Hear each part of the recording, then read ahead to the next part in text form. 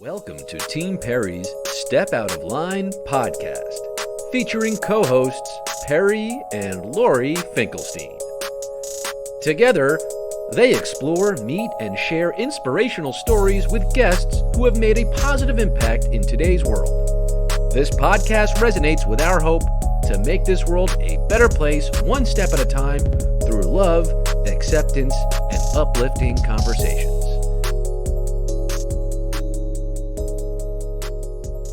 So, Melissa, I see you wearing the colors almost of I'm wearing tie-dye, and it says mommy. It's everything I am, this shirt. A moment in your life where you felt like you stepped out of line, and whether it ended up amazing or it took you on a path you never thought you would go, and you're happy you made it, or you wish that you didn't do it. I think there are many of those moments, but there are like three that come to mind. So obviously I was fired from my job in advertising, and I always loved to bake my tie-dye cupcakes.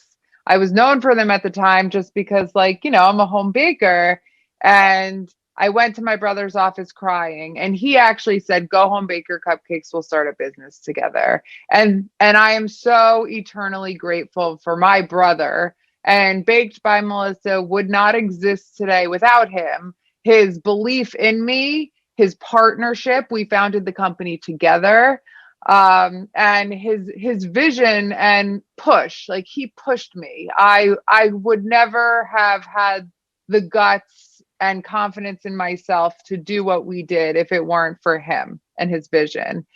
So that is definitely a pivotal moment. And then, we founded the company with co-founders as well, each one who had expertise, a skill set that we didn't have between us. And I think that's very important to call out too. And I'm so lucky to have an opportunity to talk to people and be the face of the brand. But, it feels a little wrong sometimes when people are like, "You're so amazing." Yes, and I'm part of a team of incredible people, and it's the team of then my founders and now Baked by Melissa that allows us to do these incredible things and grow our business and have a brand that's recognized. I think another pivotal moment is just it gets really challenging. And with social media, especially, people are sharing their stories, but they're sharing content that they want you to see. It's an opportunity to curate, a story. And I'm not going to share some of the challenges because I'm a very positive person. I respect my relationships. And if I am dealing with something with an individual, it's not right to kind of put it out there in the public eye. Mm-hmm. And that is the majority of the challenges that I face today and I faced then.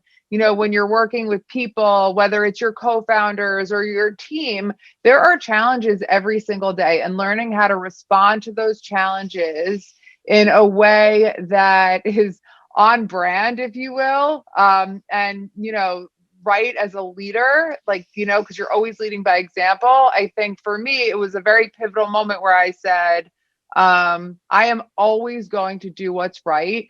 I know that the only thing I can control is the way I respond to the things that happen to me.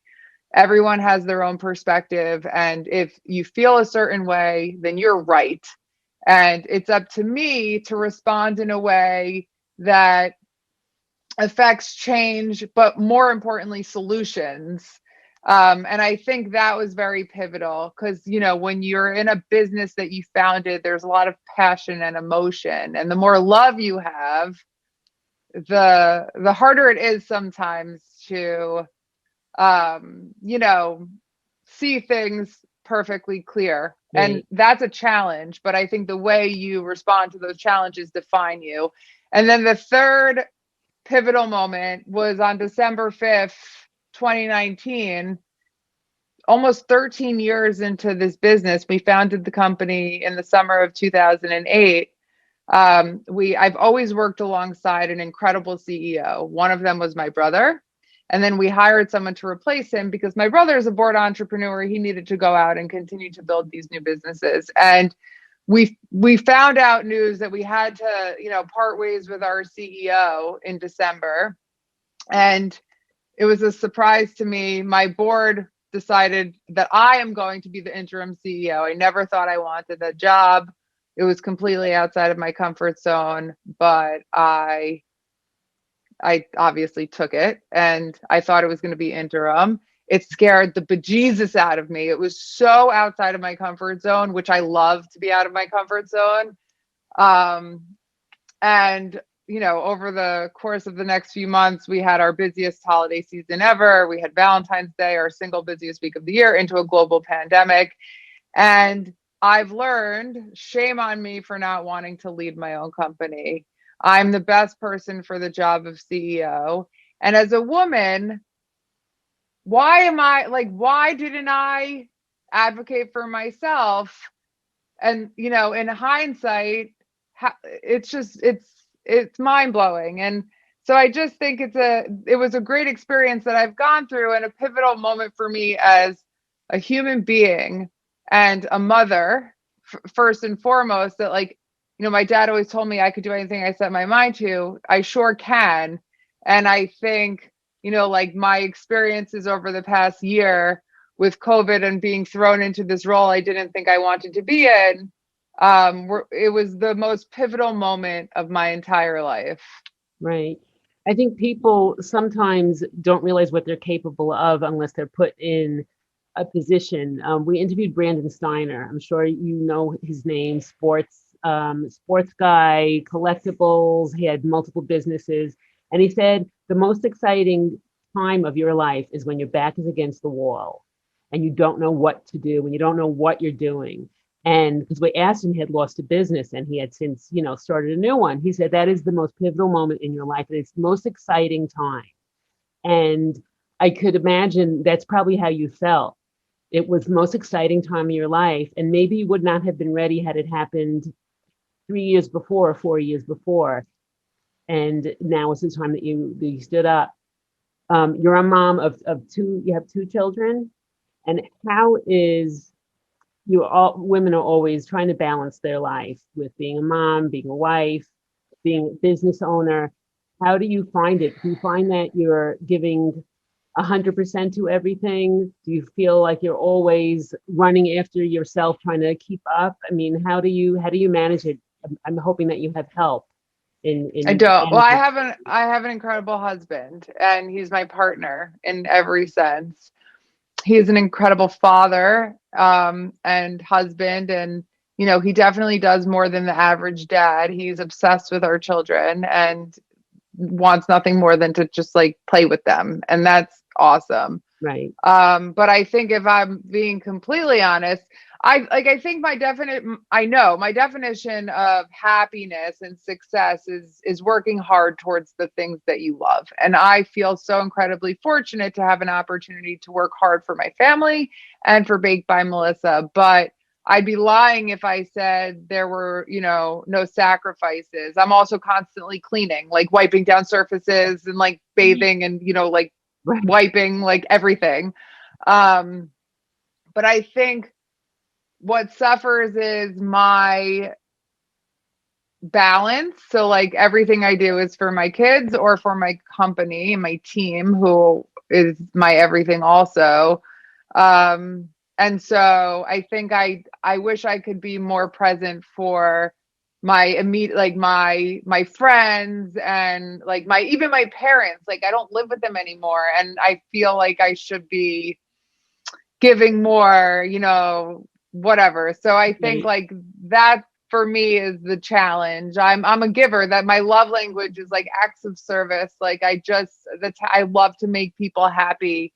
That's why Baked by Melissa exists. And so I can't make everyone happy. And my priorities, and any business owner or successful person will tell you, you must prioritize. And my priorities are Baked by Melissa and my children and my husband. And if you're not one of those things, you're not my priority. Right. Which it is that's just the reality of the situation. You have to set boundaries, because if you don't, then you're all over the place and then you can't focus on one thing. Perry just received a gift before Valentine's Day for Galentine's Day from her physical therapist of the cutest little Baked by Melissa flavors in a cute little box. And she was so happy because you don't know Perry. I'll tell you, she has a feeding tube and she has problems chewing and eating. So it's very hard for her to have many foods. But Baked by Melissa, the perfect size of a tiny little taste of heaven. Each one is so unique and it's extremely tasty. Like you read the flavor and you're like, okay, I want to try that one. And like the mint, and you taste mint explodes in your mouth. And like every flavor is so good. So for somebody like Perry who really can't eat so much of one food, to have something so sweet and so delicious and so tiny is so perfect for her. So she was so thrilled to get that. And of course, we came in. That, I was like, oh, wow, I want to share. Right. That's how she said, I really want to meet this woman. This is beautiful. But you made Perry extremely happy. And I know we haven't been to the mall in over a year, and I can imagine it's going to be some time before we venture out. But there was always a huge line. We go to the Roosevelt Field one in Long Island, around the kiosk, the huge Baked by Melissa, and there's always people just standing online waiting to get it. So I know that people love it, and we do. I wanted to ask you though, was there any flavor that you made that was a total bomb and you said, okay, we're not doing this again? Or was every flavor that you ever concocted was going to be like, yeah, this is it, this is a winner? No, there are two that come to mind at the very beginning when we introduced the mini of the month. Like we always did a mini of the month, and we still do today. Actually, it's the flavor that changes every month. One of the flavors we did probably in 2010 was Choco Banana, we called it, and I used the banana flavoring and not real banana because it's hard to actually figure out how to incorporate real fruit into your dessert. It's actually not hard once you figure it out, which I have. But Right. So at that point, I wasn't as experienced as I am today. And it just tasted like artificial banana. And it wasn't what I felt best represented Baked by Melissa. So that was definitely one. There were people who liked it, but I didn't. And then another one was caramel apple. So I don't know if you are familiar with those green lollipops. Yeah. So it's such a figment of my childhood. And Baked by Melissa is all about nostalgia and like your flavors that bring you back to your childhood. So I made a flavor, I think it was a March mini of the month. Again, maybe 2011, 2012. It was like a green sour apple cake and a caramel icing. And they both tasted exactly the way that they should have. But I guess people don't like a lot, like a green. I totally get it. It tasted just like the lollipop. I was so proud of it. But like in hindsight, not a universally like wanted cupcake flavor. Right. I can see that. Do you still love baking? Do you still, because it's your business now, but do you still able to separate yourself and just bake like a normal person, like a babka or an apple cake? Is it just for yourself? Yeah. I mean, I love to bake. Oh, good. I love to create with my hands. I love to cook and I love to bake. It's so funny because I like did a poll on my own personal Instagram, like to my followers, like, what do you want to see more of? They're like cooking, chopping, baking. Every day on the weekend, we bake at least once, me and my kids, or even just like my pancake recipe. They're so good. Or we love to experiment. I just don't have the time to also video it. Like it's good enough that I'm like doing these things. So Right. It's funny because I'm constantly in the kitchen, of course, like making dinner for my family every day, but then also baking, sometimes just for myself. Like yesterday, I was going to make oatmeal for breakfast, but I've seen on TikTok this like baked oatmeal trend. And so I did it and it was so good.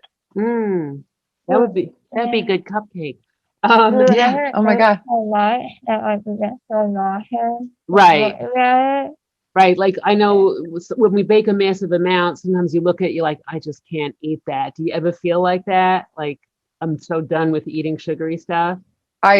So I do these baking demos, and it's been COVID, right? So like I have all these cupcakes in my kitchen, and I hate to see food go to waste. Like, so for a while, and like, so yes, absolutely, I feel that way. I know better now where Like I often try and get rid of what I baked that same day. Like I'll eat it, I'll give it to Right. my kids, but then whatever's left over, I want to share while it's perfectly fresh. So I'll give it to my neighbors. And during COVID, we live in an apartment. So like we have a few other people in the building. It's not a huge building, but I wasn't sure what the right thing to do Right. with COVID, but I would knock on their door, be like, if you like, don't, I won't feel bad, but please have some cupcakes. Or like our close friends, actually, our roofs connect. So I have her meet me on the roof and I try to share. I mean, that's what makes me feel the happiest is to